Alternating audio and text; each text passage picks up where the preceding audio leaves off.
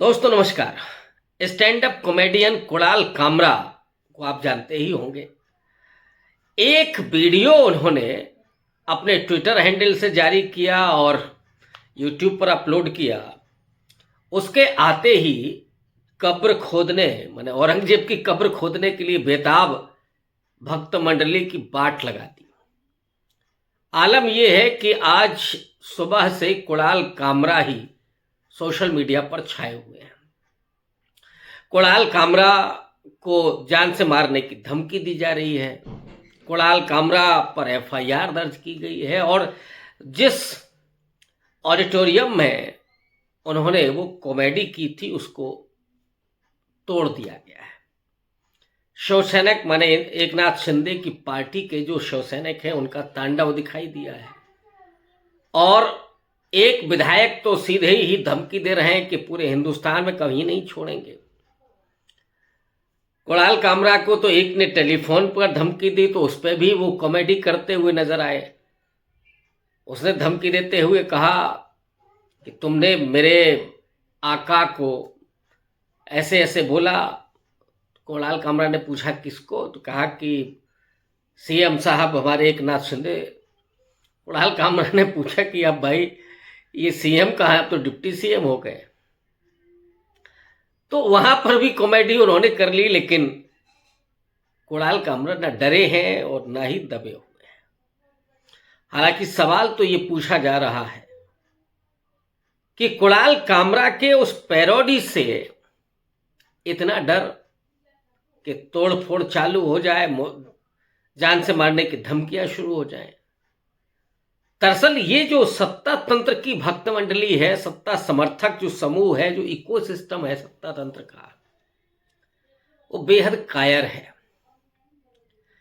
लेकिन दुस्साहसी इतना है कि जहां पर सरकारें हैं वहां पर किसी को भी मारने, तोड़फोड़ करने, उसको धमकाने में वो चूकता नहीं है। लेकिन कर्नाटक में वो ये नहीं करता, हिमाचल प्रदेश में वो ये नहीं करता, क्योंकि वहां पर पुलिस है, कानून है। यहां पर इनको किसी का डर नहीं है, न पुलिस का, न कानून का, न संविधान का। लोकतंत्र तो वो मानते ही नहीं है। कुणाल कामरा ने भारत का संविधान अपने हाथ में लेते हुए, दिखाते हुए कहा कि ये हमारी रक्षा करता है, अभिव्यक्ति की आजादी देता है। लेकिन उस सत्ता तंत्र के पूरे इकोसिस्टम में एक व्यक्ति, और बहुत पावरफुल व्यक्ति, वो ऐसा है जिसने कहा कि मीडिया को अपना काम सही तरीके से करना चाहिए। वो है नितिन गडकरी। नितिन गडकरी ने, और अगर आप टाइमिंग को देखें तो टाइमिंग क्या कहती है। कल बेंगलुरु में आरएसएस की बड़ी बैठक संपन्न हुई, जिसमें ये भी सवाल था कि मोदी जी आगे कंटिन्यू करेंगे या अपने गुरु के पास जाकर के मार्गदर्शक मंडल में बैठ जाएंगे। 75 होते ही 5-6 महीने बाकी हैं और अगला पीएम कौन होगा या राष्ट्रीय अध्यक्ष कौन बनेगा, इस पर भी चर्चा होनी थी। ऐसे में नागपुर से सांसद और आरएसएस के बेहद करीब माने जाने वाले नितिन गडकरी ने ये जो बयान दिया है, मुझे लगता है कि आज तो गोदी मीडिया के एंकर्स को अपने अपने स्टूडियो में घंटी बजानी चाहिए कि साहब हम तो आजादी महसूस कर रहे हैं। लेकिन ये दरअसल पराधीन नहीं है, ये मानसिक रूप से गुलाम है। ये खुद ही उस गुलामी को स्वीकार कर चुके हैं। अपने आका को खुश करते करते बाद में ये खुद खुश रहने लगे। वो इनके भीतर वो ग्रंथि ही पैदा हो गई है कि जहां से ये चीजों को देखते और समझते हैं। तो गोदी मीडिया पर नितिन गडकरी की ये जो टिप्पणी है, मैं फिर कुणाल कामरा पर आता हूं, लेकिन जरा इसका विश्लेषण कर लें। ये टिप्पणी क्या कहती है? क्या सीधे नरेंद्र मोदी को अब नितिन गडकरी ने चुनौती दे दी है? और नितिन गडकरी की जो टिप्पणी है, क्या वो कुणाल कामरा के लिए भी आती है कि Kunal Kamra stand up comedian जरूर है, लेकिन वो एक तरह की मीडिया का ही काम है, क्योंकि मीडिया व्यंग भी करता है और व्यंग की एक लंबी परंपरा है। नेहरू को कभी आर के लक्ष्मण ने गधा बना करके पेश किया था। तो नेहरू बौखलाए नहीं थे, नेहरू डरे नहीं थे, नेहरू नाराज नहीं हुए थे, बल्कि जवाहरलाल नेहरू ने आर के लक्ष्मण को फोन करके बुलाया था, दावत दी थी और ये कहा था कि इस गधे के साथ चाय पीना आप कब पसंद करेंगे। ये भारत की डेमोक्रेसी का प्रारंभिक दौर है। डेमोक्रेसी कैसी होनी चाहिए, कैसे बनती है, ये ककाहिरा सिखाया था नेहरू ने। डॉक्टर अंबेडकर के संविधान की बड़ी आलोचना हुई थी, उसमें जो समय लग रहा था 2 साल 11 महीने 18 दिन लगा, और इस आलोचना का जवाब दिया था डॉक्टर अंबेडकर ने अपने संविधान सभा के अंतिम भाषण में। लेकिन जो कार्टून बने थे जिसमें अंबेडकर को एक घोंगे पर बैठे हुए दिखाया गया और उनके पीछे से कोई चाबुक से मार रहा है, नेहरू चाबुक से मार रहे हैं अंबेडकर को आगे बढ़ाते हुए, इसे उन्होंने कोई व्यक्तिगत आलोचना और इस तरह का कि कोई हमें अपमानित कर रहा है इस ढंग से नहीं लिया था, बल्कि अंबेडकर ने उसका जवाब दिया उस प्लेटफॉर्म पर कि जो 2 साल 11 महीने 18 दिन लगे वो कितने उपयोगी साबित हुए, कितने उपयुक्त हैं। केवल अफ्रीका, साउथ अफ्रीका का जो संविधान बना था और अमेरिका का, उसमें समय कम लगा। बाकी कनाडा का संविधान हो या दूसरे और देशों का संविधान हो, उसमें उस बनने में बड़ा लंबा समय लगा। तो खैर वो अपनी बात कहते हैं, लेकिन आलोचना को व्यक्तिगत हमला किसी ने नहीं माना था। बस गांधी की कितनी तीखी आलोचना हुई, अभी तक होती रही। राहुल गांधी को कैसे कैसे कहा जाता है, या जो भी इस सरकार के खिलाफ बोले, सरकार की गलत नीतियों की आलोचना करे, उसके बारे में क्या क्या लिखा जाता है। डेमोक्रेसी तो हमेशा आलोचना से, असहमति की आवाज से बनती है, मजबूत होती है। लेकिन कुणाल कामरा के उस बात से जिसमें उन्होंने पैरोडी कर दी, उस पैरोडी में कि थाने से वो आता है, रिक्शे में आता है, दाढ़ी और चश्मा लगाता है, फडणवीस की गोद में बैठता है, वगैरह वगैरह जो उन्होंने, और एकनाथ शिंदे का तो नाम भी नहीं लिया था, लेकिन एकनाथ शिंदे के जितने समर्थक थे वो जाते हैं और स्टूडियो को ही तोड़ डालते हैं। तो इनकी हरकतें आपको देख करके लगता है कभी कि ये लोकतंत्र को मानते हैं, कभी ये स्वस्थ आलोचना को पसंद करते हैं, बल्कि अपने आका को खुश करने के लिए। और आका भी ऐसा है कि जो खुश होता है, या आका खुद चाहता है कि डराना है, लेकिन कुणाल कामरा कोई डरने अड़ने वाले नहीं है। आपको याद होगा कि अर्णव गोस्वामी को उन्होंने क्या बोला था। अर्णव गोस्वामी का एक वीडियो जारी किया था एरोप्लेन में ही, और कायर तक कह दिया था अर्णव गोस्वामी को। बाद में पाबंदी लगाई सरकार ने, लंबे समय तक हवाई जहाज में नहीं उड़ सके। ये सरकार उतना डरती है, ये सरकार का जो पूरा इकोसिस्टम है बेहद कायराना है, आलोचना से डरती है।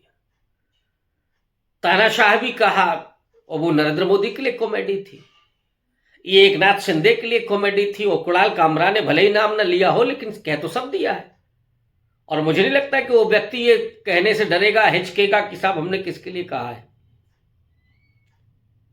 तो कुणाल कामरा की आलोचना से जो पूरी भक्त मंडली तिलमिलाई हुई है, वो दिखाती है कि ये इनकी भावनाएं कैसी हैं, कैसे आहत होती हैं। कभी इनकी भावनाएं क्या किसानों के आंदोलन में जो लोग शहीद हुए उनके लिए आहत हुई, नौजवानों को नौकरियां नहीं लाठी मिल रही है उसके लिए कभी इनकी भावनाएं आहत हुई, किसी महिला के साथ रेप होता है तब इनकी भावनाएं आहत होती हैं क्या? इनकी भावनाएं केवल 2 के लिए ही आहत होती हैं, या तो कोई ऐसी बात हो, या इतिहास को उठा ले आएंगे, या क्रिकेट के मैदान में कोई पाकिस्तान और भारत का मैच हो तो उसमें इनकी भावनाएं आहत हो सकती हैं। लोगों को डराना और धमकाना और सत्ता और वर्चस्व बनाए रखना, यही इस पूरे सत्ता तंत्र के इकोसिस्टम का डीएनए है, सच है। लेकिन आज की जो परिस्थिति है जिसमें कुणाल कामरा के उस स्टैंड अप कॉमेडी को, या मैं ये कहूं कि मीडिया के ही एक रोल को जिस तरह से नितिन गडकरी का समर्थन मिला है, नितिन गडकरी ने कोई ये बात नाम लेकर के नहीं कही है, लेकिन मीडिया को स्वतंत्र रूप से अपना काम करना चाहिए, ये कहना वो दिखाता है कि कुणाल कामरा के साथ कहीं ना कहीं खड़े हो गए नितिन गडकरी, या गोदी मीडिया को स्वतंत्र करने के लिए खड़े हो गए।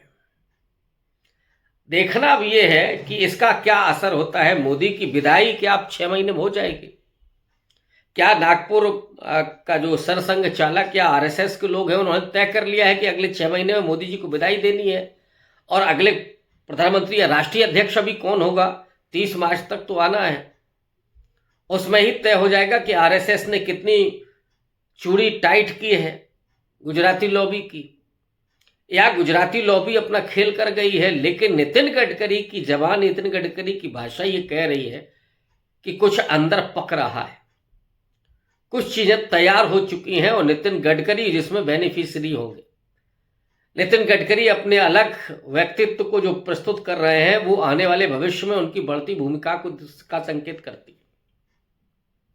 लेकिन आज की चर्चा में तो आज पूरे देश में कुणाल कामरा ही छाए रहे, और कुणाल कामरा ने जिस तरीके से नरेंद्र मोदी हों, एकनाथ शिंदे हों, जिस गाने की पैरोडी से शाहरुख खान की ही फिल्में खैर चुनी उन्होंने, बादशाह फिल्म चुनी, तो दिल तो पागल है चुनी, और इसके इन गानों के जरिए, इन पैरोडी के जरिए जो उन्होंने एकनाथ शिंदे की गद्दार कहा, तकलीफ तो ये हुई, और इस गद्दार कहने पर जो पलटवार किया शिवसैनिकों ने, उद्धव ठाकरे भी आ गए, उद्धव ठाकरे के बेटे आदित्य ठाकरे आ गए। उन्होंने कहा कि कुणाल कामरा ने तो किसी का नाम ही नहीं लिया था, फिर मिर्ची क्यों लग रही? वो मिर्ची अगर इसलिए लग रही कि आपने गद्दारी की है तो इसका मतलब है कि सही है फिर तो, कि आपने गद्दारी की है, फिर कुणाल कामरा ने क्या गलत बोला है? तो मिर्ची लगना ही ये बताता है कि भाई आपने, आपके बारे में जो कहा गया है वो आपको तिलमिला दे रहा है। तो ये महाराष्ट्र में जिस तरह से फिर से ये पूरा हिंसा और नफरत और डराने की राजनीति शुरू हुई है, या सत्ता का ये जो पूरा इकोसिस्टम है उसको अभी तो कोई कंट्रोल नहीं कर सकता है, क्योंकि वहां तो नागपुर में जो हिंसा हुई थी उस हिंसा को करने वाले कौन थे, उकसाने वाले कौन थे, खुद मुख्यमंत्री क्या कह रहे हैं, एकनाथ शिंदे क्या कह रहे हैं, लेकिन कार्रवाई किस पर होती? कार्रवाई होती है एक मुस्लिम पर, उसका घर तोड़ दिया जाता है, और सुप्रीम कोर्ट ने जो कहा उसकी धज्जियां उड़ा दी जाती हैं, फिर भी वो खेल हो रहा है। तो महाराष्ट्र में तो स्थितियां बड़ी खराब होते हुए दिख रही हैं। लेकिन ऐसे में कुणाल कामरा की ये जो पैरोडी है उसने एक तरह से एकनाथ शिंदे और शिवसेना की नाक में दम कर दिया है, मोदी के तानाशाही के उस पूरे चित्र को एक्सपोज कर दिया है। लेकिन नितिन गडकरी का खड़े होना यह बताता है कि बहुत कुछ चीज़ें अब तय हो चुकी हैं, और अगले 6 महीने में मोदी की विदाई होनी है। शुक्रिया, धन्यवाद।